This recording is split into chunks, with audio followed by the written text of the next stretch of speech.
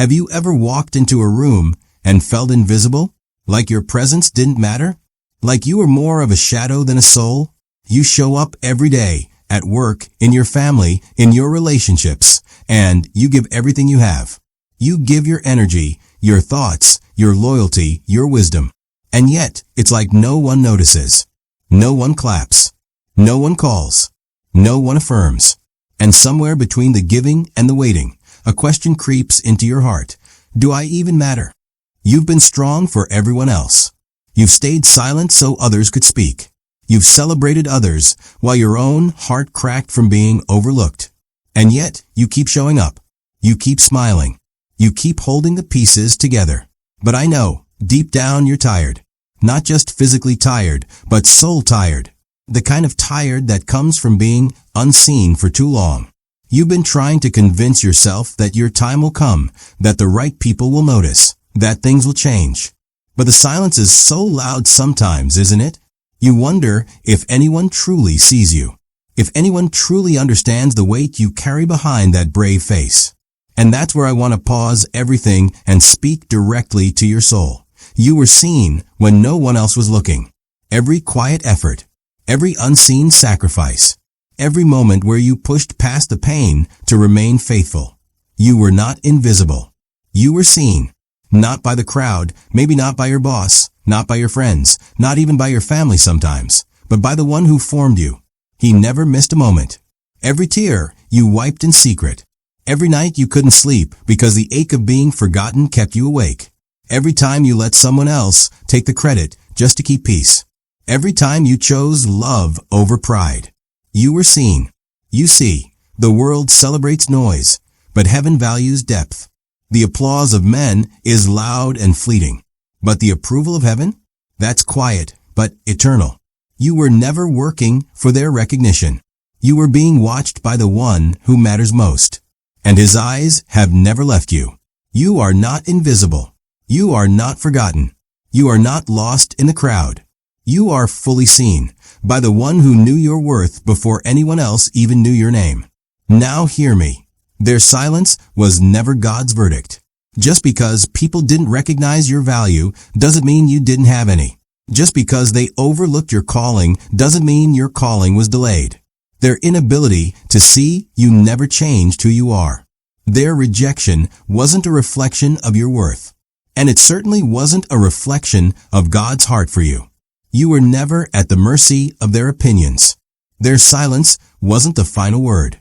Their distance wasn't divine disapproval. And their rejection wasn't your rejection. In fact, sometimes rejection is the very evidence that you're being redirected toward something greater. You see, Jesus never taught us to chase applause. He taught us to chase purpose. He never said, get noticed. He said, be faithful. He never promised we'd be understood by everyone. He simply asked that we stay rooted in who we are, even when misunderstood. He taught us that those who humble themselves will be lifted up, not by the hand of man, but by the hand of God. So when the world goes quiet, when the stage doesn't call your name, when people walk past your effort as if it didn't cost you anything, remember, the silence around you is not a verdict against you. It is often the space where God speaks the loudest, if only we stop to listen. And this brings us to something most of us miss in real time, especially when we're hurting. You were not being ignored. You were being protected. That season of hiddenness, that stretch of quiet, that long road of feeling unseen, it wasn't a punishment. It was preservation. You weren't being pushed aside. You were being prepared, protected from platforms that would have drained your soul. Protected from people who would have used your gift before it was ready. Protected from a spotlight that your roots couldn't yet support. And isn't that just like the teachings of Jesus? He always spoke of preparation before promotion. He always chose depth before display. He didn't rush the process. He allowed the seed to grow in hidden soil before it bore fruit. We often think the delay is denial. But in the kingdom, delay is often development. When you were wondering why nothing was happening, God was working under the surface, molding your character, deepening your conviction, teaching you patience, trust, and surrender. He was growing roots so that when your moment comes, When your voice finally echoes into the world, you won't be shaken. You won't be desperate for validation. You won't crumble under pressure. You will stand, not in your own strength, but in the quiet strength forged through hidden seasons. Jesus taught us to trust the slow and sacred work of God, like the seed planted in the soil, invisible but alive, growing even when no one claps, even when no one checks in, even when the world moves on. It's easy to be faithful when people are watching, but it's holy to be faithful when no one is. And that's what you did. You kept showing up. You kept believing. You stayed obedient not for attention, but out of love. And because of that, heaven has kept record. Every quiet yes, every silent prayer, every surrender nobody saw. Heaven saw, and heaven remembers. So if you're in that place right now, where silence feels like punishment, where invisibility feels like failure, where waiting feels like being forgotten, I want you to take a deep breath. Not because the pain isn't real, but because the story isn't over. What feels like a dead end might actually be a sacred beginning. What feels like God withholding is often God protecting. What feels like delay is often destiny being guarded until it's strong enough to last. You are not invisible. You are not late. You are not missing anything. You are being prepared for something your current season couldn't carry. And when that time comes, when the light breaks in, when your voice rises, when your fruit begins to speak for itself, you will know this was never about applause. This was always about alignment. Stay faithful in the hidden place.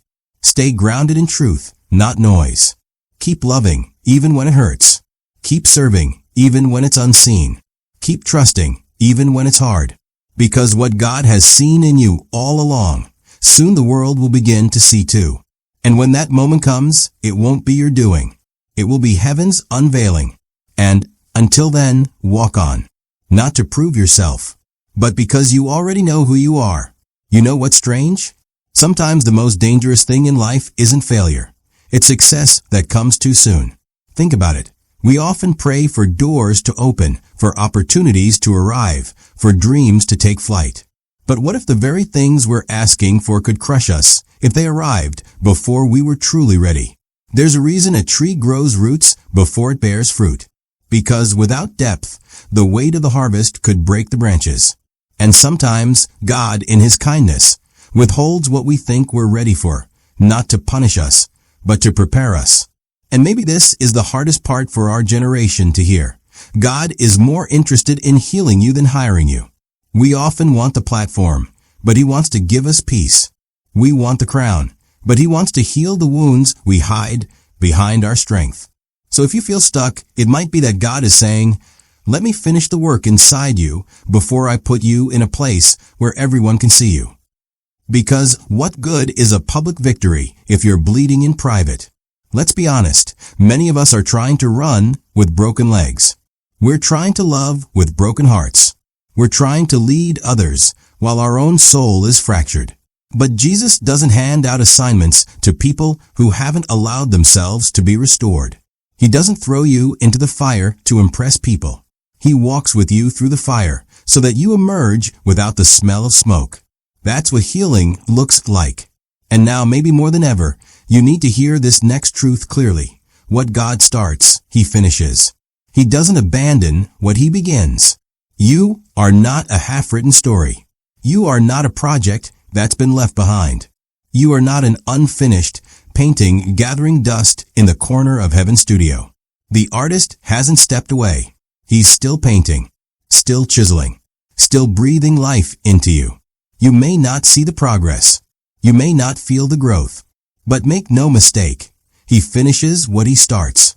Always. Sometimes we think God has walked away just because we've hit a wall. But silence is not absence. The teacher is always quiet during the test. And this test? It's not to crush you. It's to reveal what's already inside of you. Jesus didn't promise a life without storms. He promised that even in the storm, you would not be alone. And that is where the greatest transformation happens, not when everything is going well, but when we feel like giving up, and yet we don't. Jesus taught us that if we lose our lives for the right reasons, we find them. that if we plant a seed in faith, we will reap a harvest, but in due season. And when it comes, it won't just be for your benefit. It will bless others. Because people don't just need your victories. They need your scars. They need your honesty. They need to know that it's possible to walk through fire and come out free. So here's what I want you to take with you today. You are not behind. You are not forgotten. You are not being punished.